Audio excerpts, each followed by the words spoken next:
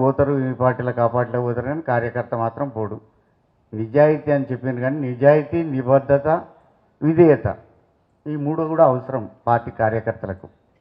కాబట్టి ఆ నిజాయితీ నిబద్ధతతోటి నేనున్నా కాబట్టి ఆ విధేయతకు కేసీఆర్ గారు మాట్లాడుతూ అన్నారు, నీ విధేయతకే ఇచ్చినమయ్యా టికెట్, మీరు గెలుచుకొని రావాలంటే నేను నా ఒక్కని గెలుపు కాదు సార్, ఇది ఇవాళ ఉండేటువంటి వరంగల్ పార్లమెంటు నియోజకవర్గంలో ఉన్న అందరు కార్యకర్తలకు గెలుపుగా కావాలని నేను ఈ సందర్భంగా మనవి చేస్తూ ఉన్నా. ద్రోహులు ఉన్నారు. మామూలుగా రమేష్ గారు ద్రోహం చేయొచ్చు, కడియం శ్రీహరి గారు ద్రోహం చేయొచ్చు పార్టీకి. వాళ్ళు ఒక 10 సంవత్సరాలు అనుభవించిన రమేష్ గారు, ఈయన ఒక 10 సంవత్సరాలు అనుభవించిన అనేక పదవులల్లో. కానీ ద్రోహ చింతన ఉన్నది ఇద్దరికి ఉంటే ఉండవచ్చు, కానీ ఒక ఆయనదేమో మిర్రు ఉన్నది, ఒక ఆయనదేమో కొంచెం తక్కువ ఉన్నది. ఇద్దరు ద్రోహులే. కాబట్టి ఇద్దరికి బుద్ధి చెప్పాల్సినటువంటి అవసరం మనందరికీ ఉన్నది. కాబట్టి ఆయనకు ద్రోహిని కేటగరైజ్ చేస్తే ఈ రాష్ట్రంలో కానీ ఈ దేశంలో కానీ రాజకీయ చరిత్రలో ద్రోహి నెంబర్ 1 ద్రోహ చింతన కేసీఆర్ గారికి ద్రోహం చేసి వచ్చినటువంటి కడియం శ్రీహరి గారు ద్రోహి నంబర్ 1గా మిగిలిపోయింది. ఇవాళ ఆ ద్రోహి నంబర్ 1ను గణపురం నియోజకవర్గానికి సంబంధించిన అందరు కార్యకర్తలు కూడా ఓడించాల్సిందిగా కోరుతా ఉన్నా. అనేక సమస్యలు ఉన్నాయి. సమస్యల పరిష్కారానికి ఏమైనా పోయిందంటే ప్రభుత్వం మంచిగా పనిచేసింది, సక్రమంగా పనిచేసింది, అందులో పోతా అని పోయినా అదో అర్థం ఉండు. అదేం ప్రభుత్వమే ఇలా ప్రజలను నష్టం చేసేటువంటి ప్రభుత్వం.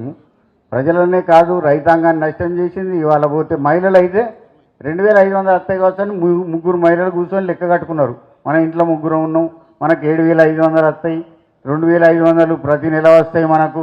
అంటే ఇప్పటికి 4 నెలలు 10,000 బాకీ ఉన్నారు కదా. ఆ 10,000 మరి కడియం శ్రీహరి గారు ఇస్తారా, రేవంత్ రెడ్డి గారు ఇస్తారా తెలియదు నాకు. అది ఒక్కటే కాదు, ఈ వరంగల్ని అభివృద్ధి చేయాల్సినటువంటి అవసరం కూడా ఉన్నది.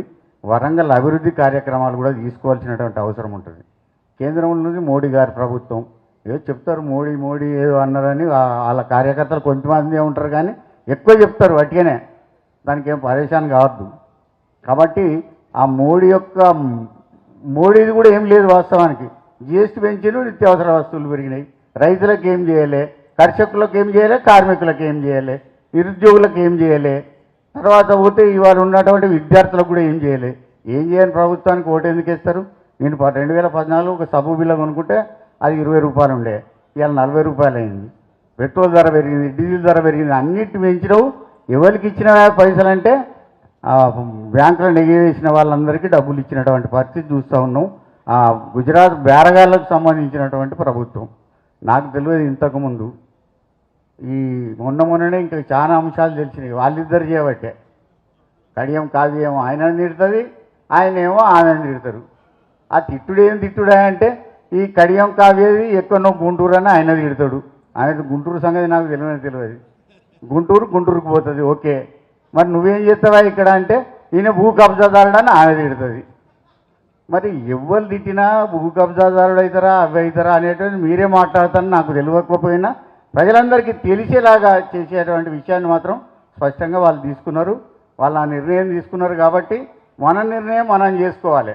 వరంగల్లో అభివృద్ధి చేసుకోవాల్సినటువంటి అవసరం ఉన్నది. పార్లమెంట్లో మాట్లాడాల్సినటువంటి అంశాలు ఉన్నాయి.